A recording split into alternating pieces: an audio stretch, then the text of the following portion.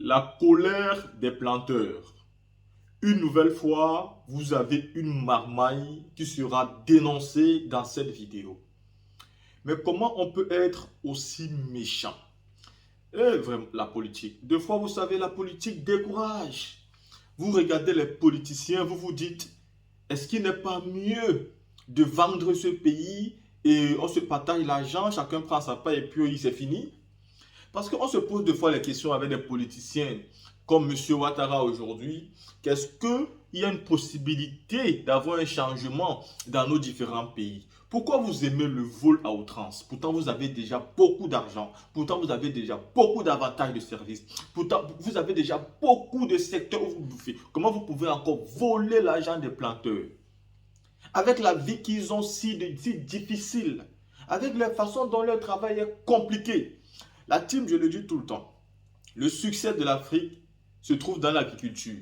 Mais avec les dirigeants que nous avons, est-ce que nous pouvons nous avoir un succès dans l'agriculture? Si vous passez le temps à voler, à dépouiller, à mettre à une pause, c'est-à-dire même un chien qui attend les eaux est plus mieux que ces planteurs-là.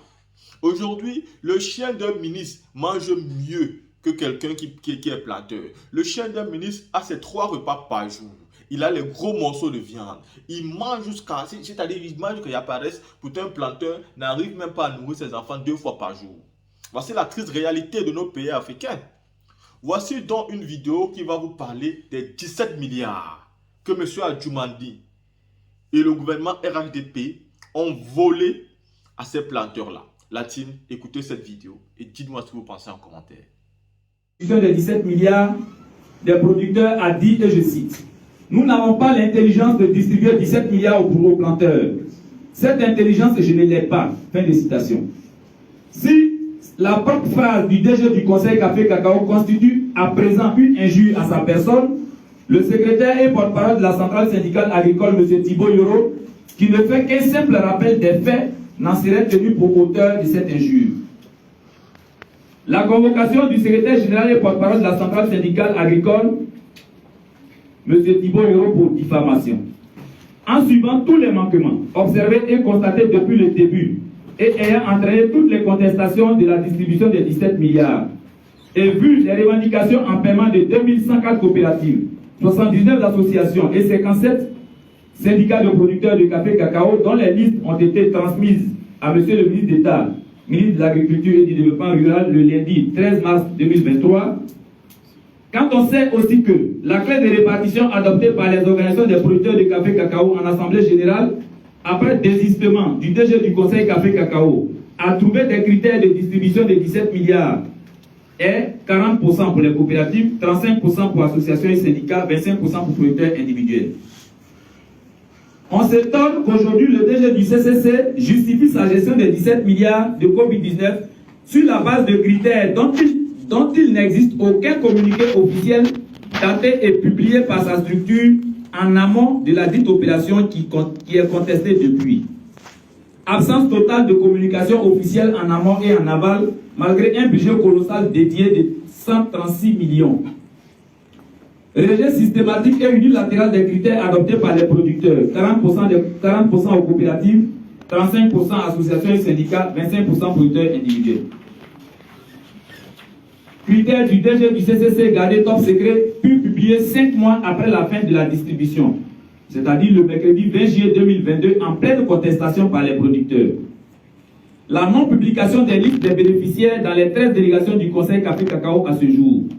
Le refus à maintes reprises de remettre le rapport aux producteurs pour évaluation et suivi. Dans le rapport du DG du CCC et son DFC, M. Abdoul Seydou, certaines coopératives ont reçu 2 millions ou 500 000 francs sur papier. Mais en réalité, rien n'a été perçu. L'exemple de M. Soro Penatirgue, PCA de l'Anakasi, un rapport de gestion, quel que soit son auteur, est toujours confronté à la réalité des faits. Nous invitons donc le directeur général à publier son rapport dans toutes les délégations pour qu'on en prenne connaissance.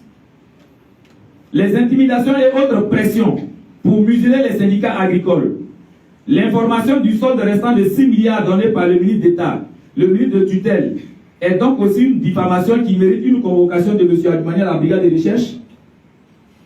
La filière café cacao se porterait bien depuis que M. Kone Ibrahima est à la tête du CCC. Une auto-célébration qui ne reflète pas du tout la réalité du terrain, car les producteurs de café cacao vivent une pauvreté endémique, malheureusement. Tout en félicitant le recensement des producteurs de café cacao et de leurs vergers, réalisé du 15 avril 2019 au 31 décembre 2020, nous constatons que ce projet reste une symphonie inachevée et le DG du CCC devrait avoir le triomphe modeste car l'initiative n'est pas sienne. 1999, 2004 et 2008. Ses prédécesseurs y ont grandement contribué. Parlant des prix décents fixés aux producteurs de café cacao, comparons les prix bord champ des 10 dernières campagnes cacao sans le DRD différentiel de revenus décent. 2009-2010, 950 francs par kilo sous Arnaud Gilbert.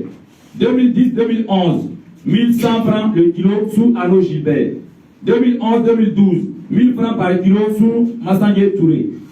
2012-2013, 725 francs sous Massangué Touré. 2013-2014, 750 le kilo sous Massangué Touré. 2014-2015, 850 le kilo sous Massangué Touré. 2015-2016, 1000 francs le kilo sous Massangué Touré. 2016-2017, 1100 francs le kilo sous Massangué Touré. 2017-2018, 750 le kilo sous Kone Ibrahima. 2018-2019, 750 le kilo sous Kone Ibrahima. La commercialisation n'a pas été bloquée ou ralentie et les prix bord champ n'étaient pas aussi mauvais. Comparons les prix bord champ des 4 dernières campagnes avec le DRD, différentiel de revenus décents.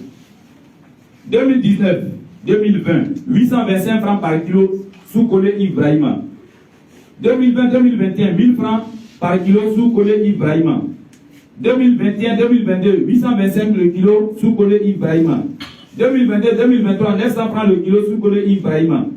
Depuis 4 campagnes consécutives, la commercialisation est soit bloquée ou ralentie à cause de l'intrusion du DRD et du refus de son application par les principaux acheteurs chocolatiers ou multinationales, d'où un impact sur les prix bord champ qui n'ont jamais été aussi meilleurs ou respectés qu'hier.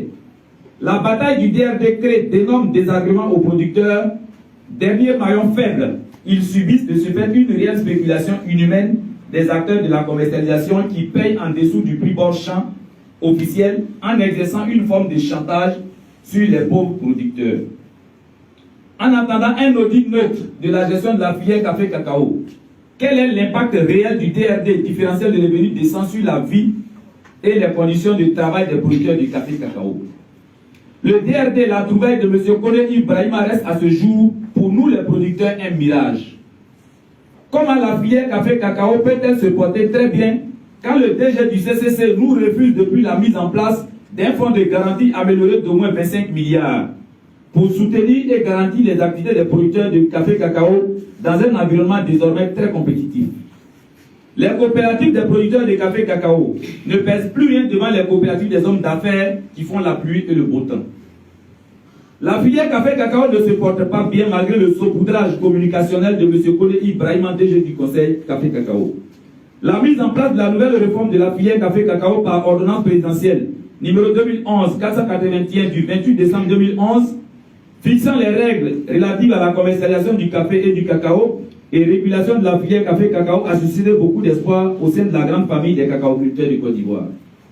Cependant, sa mise en œuvre après plus d'une décennie n'a produit les résultats attendus. De l'état des lieux, nous constatons la paupérisation grandissante dans les hameaux de campement, le non-respect du prix bord champ plancher, la confiscation de la sachérie brousse, la distribution à géométrie variable des produits phytosanitaires, la mauvaise gestion de l'opération d'arrachage des plants infectés par le Sholen Shoot et les chenilles ravageuses, un système de commercialisation intérieure et extérieure non maîtrisé, un système d'attribution de quotas très complaisant, un système de déblocage et de contrepartie inopportun, inapproprié et contraignant à la fois, une procédure de renouvellement annuel du code des coopératives très contraignante, dépensière et inappropriée, une pression fiscale, impôt très lourd et non adapté aux coopératives agricoles, exemple du connaissement intérieur et du connaissement usine, et des acheteurs déguisés en coopérative. Le racket des forces de l'ordre et les nombreux frais de route imposés. Une parafiscalité étouffante, incomprise et mal redistribuée. L'exclusion des braves producteurs dans les instances de gestion et de décisions institutionnelles. La non-perception des retombées positives du DRD, différentiel de revenus décent sur la vie des producteurs agricoles. L'inefficacité du service juridique du Conseil Café Cacao. La commercialisation intérieure et extérieure fréquemment bloquée et ralentit toutes les campagnes sur fond de spéculation volontairement organisées. La non-utilisation de la réserve de prudence pour soutenir les prix bord champ qui n'ont jamais été stables et respectés, sauf des soutiens spontanés à coût de plusieurs milliards du président de la République Alassane Ouattara, à qui nous disons merci, 1000 fois merci. L'absence de financement aux coopératives et manque d'un fonds de garantie et de soutien et plus encore. De nombreux problèmes sociaux existent aujourd'hui après plus de 63 ans. Et ce, malgré les nombreux efforts et programmes du président Alassane Ouattara et du gouvernement exécutés à coût de milliards de nos francs. Face à tout ce réquisitoire de la filière café-cacao, que faut-il faire réellement? Il faut s'organiser et approfondir la réflexion sur les thématiques liées aux conditions de travail et de vie des producteurs agricoles de Côte d'Ivoire. Telle est la mission que la centrale syndicale agricole s'est assignée. Votre syndicat, malgré les intimidations et hautes pressions de M. Kone Ibrahima. Au vu de tout ce qui précède, les producteurs de café-cacao relancent la grève illimitée sur le Conseil Café-Cacao dès le mercredi 10 mai 2023 jusqu'à ce que le président Alassane Ouattara, le donateur des 17 milliards, règle nos revendications exprimées.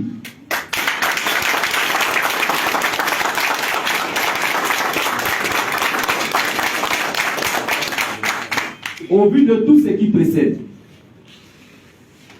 les producteurs de café-cacao relancent la grève illimitée sur le Conseil Café-Cacao dès le mercredi 10 mai 2023 jusqu'à ce que le président Alassane Ouattara, le donateur des 17 milliards, règle nos revendications exprimées.